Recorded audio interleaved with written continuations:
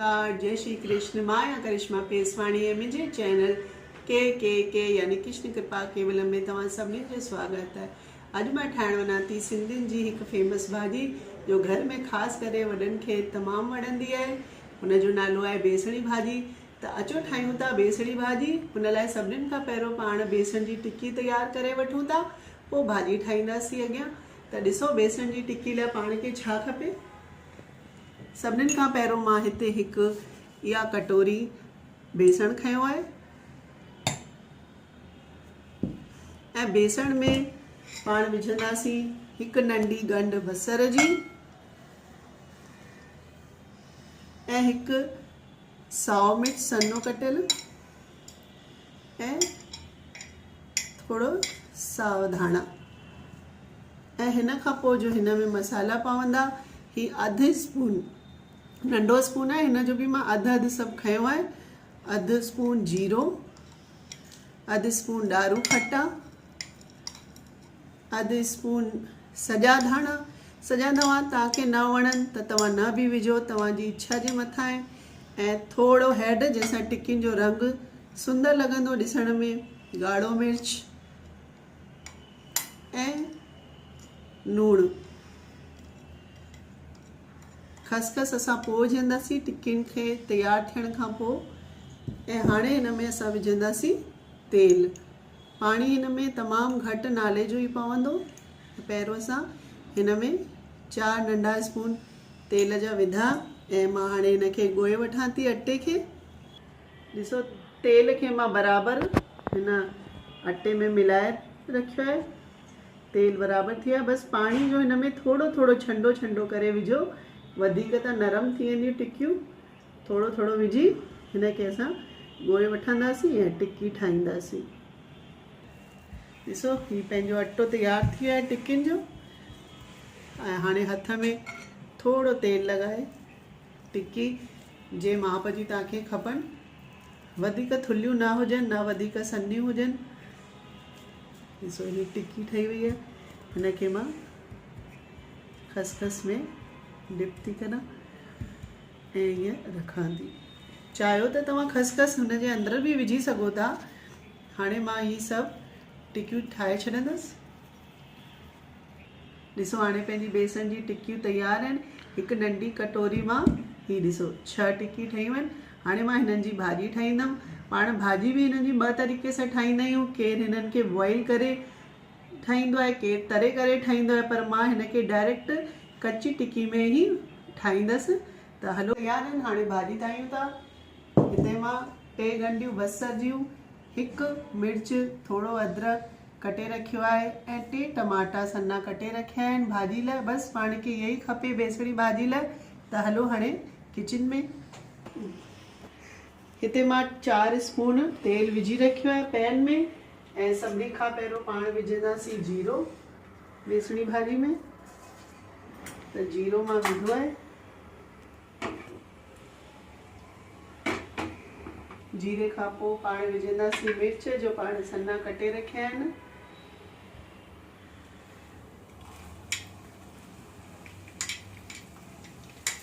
ऐं हिन खे थोरो हलाईंदासीं।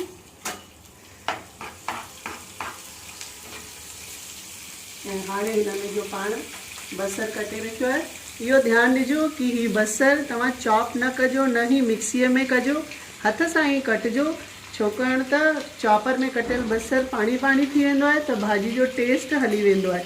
त इहो हथ सां ई सन्नो कटिजो। त हीअ असां बसर विझी छॾियो आहे ऐं हाणे हिन खे हलाईंदासीं। हल्को पिंक कंदासीं हिन बसर खे, हल्को ॻाढ़ो।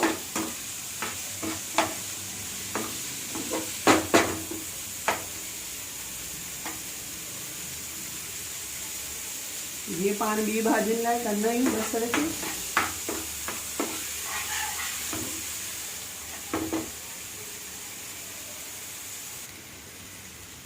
ॾिसो पंहिंजो बसर सिझी वियो आहे, पर अञा बि थोरो पिंक कलर हिन में अचिणो आहे। त हिन खे हलाईंदा रहूं था जेसि ताईं पिंक कलर अचे।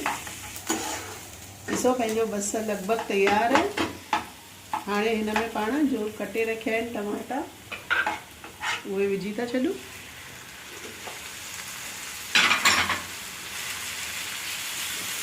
ऐं हिनखे सिझाइण रखी था छॾूं। थोड़ा सावा धाणा मां हाणे विझां थी ऐं थोड़ा मां पोइ विझंदमि।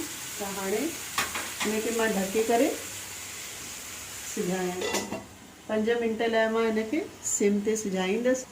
5 मिंटे खां पोइ असां खोले था ॾिसूं। ॾिसो अञा पंहिंजो टमाटो पूरी तरह न सिझियो आहे। त हिनखे हिकु दफ़ो वरी हलाए करे वरी पाण सिम ते सिझाइण रखूं था जीअं टमाटा पूरी तरह सिझी वञनि ऐं भाॼी सुठी ठहे। त वरी हिनखे मां 5 मिंट थी विया आहिनि। हाणे पाण भाॼी खे खोले ॾिसूं था। ॾिसो टमाटो अञा बि सिझे पियो। तेसीं पाण हिन में सभु मसाला विझी था छॾूं। लूणु ऑलरेडी टिकिन में आहे त पाण रुॻो हिन भाॼी जी ग्रेवी जे हिसाब सां लूणु विझूं था। ऐं ॻाढ़ो मिर्च तव्हां पंहिंजे स्वाद जे अनुसार जेतिरो तव्हां घर में खाईंदा आहियो। ऐं हैड सुका दाणा वधीक पवंदा आहिनि त मां हिन में 2 चमचा विझां थी। ऐं हाणे मां हिननि खे मिक्स करे छॾंदमि सभिनी मसालनि खे।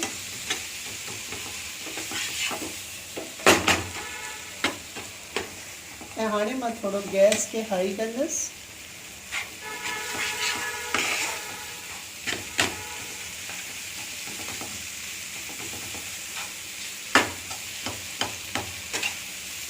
ऐं हिन में हल्को ठंडो पाणीअ जो विझंदसि।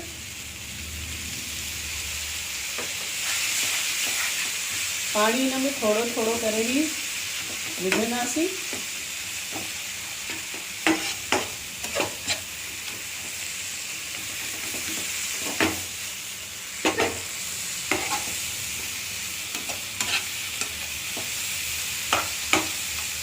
अञा भी थोड़ो ठंडो वरी पानी जो मां विझां थी।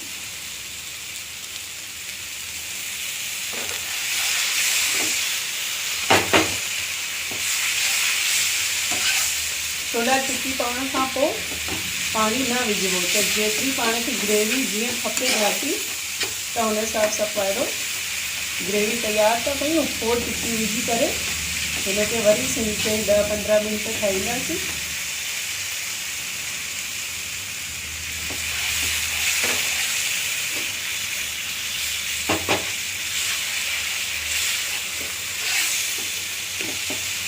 हाणे पंहिंजी ग्रेवी सुठी पई लगे, तैयार थी लगे। तो टिक्कियूं विझण खां अॻु वरी सिम ते गैस करे 2 मिंट पाण वरी हिनखे ढके रखी छॾंदासीं।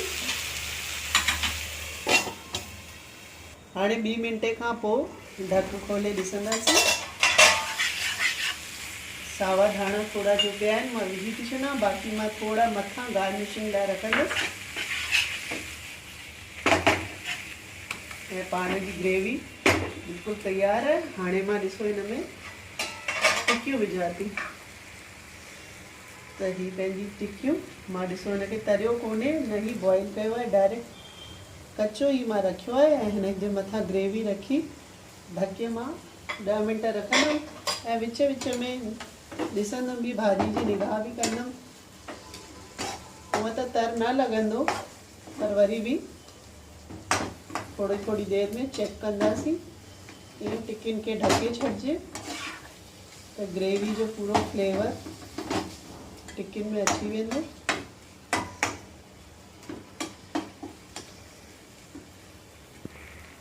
हाणे सिम ते ढकण खां अॻु मां थोड़ो हिन में गरम मसालो विझी करे पोइ भाॼी खे ढके छॾंदमि। त हीअ मुंहिंजो गरम मसालो विझी छॾियो आहे मां। ऐं हाणे वरी सिम ते मां हिनखे 10 मिंटे लाइ ढके थी छॾां। हाणे थोड़ी देर खां पोइ पाण भाॼी खे खोले ॾिसंदासीं।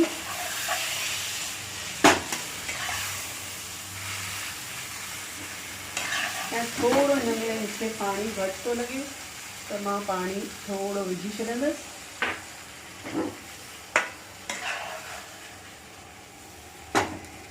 ऐं चेक कंदसि कि टिक्की सिजी आहे कि न। टिक्की सिजण शुरू थी वई आहे। वरी बि मां हिनखे सिम ते ई सॼी ठाहींदसि भाॼी। वरी हिनखे सिम ते मां रखी थी छॾियां ढके, ऐं विच में वरी चेक कंदसि। 5 मिंट थी विया आहिनि भाॼी खे खोले ॾिसूं था। हाणे पंहिंजी भाॼी तयारु आहे। मां गैस बंदि थी कयां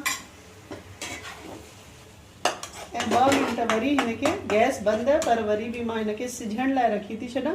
पोइ पाण हिनखे सर्व कंदासीं। गैस मुंहिंजी बंदि आहे, मां हिनखे 2 मिंट लाइ ढके थी रखां। हाणे पाण भाॼी सर्व था कयूं। ॾिसो पंहिंजी बेसणी भाॼी तयारु आहे। त पहिरियों मां विधी टिक्कियूं ऐं हिन में ग्रेवी। पंहिंजी बेसणी भाॼी तयारु आहे। तव्हां चांवर फुल्के कंहिंसां बि खाई सघो था। त तव्हां इहा बेसणी भाॼी ज़रूरु ठाहिजो ऐं मूंखे कमेंट करे ॿुधाइजो कि तव्हांखे कीअं लॻी। ऐं अगरि तव्हां मुंहिंजे चैनल में पहिरीं दफ़ा आया आहियो त मुंहिंजे चैनल खे सब्सक्राइब करे छॾो। पासे में बेल आइकॉन आहे, हुनखे प्रेस कंदा त तव्हांखे नए वीडियो जा नोटिफिकेशन अची वेंदा। वरी मिलंदासीं हिकु नए वीडियो सां। तेसिताईं मोकल थी वठां। जय झूलेलाल, जय श्री कृष्ण।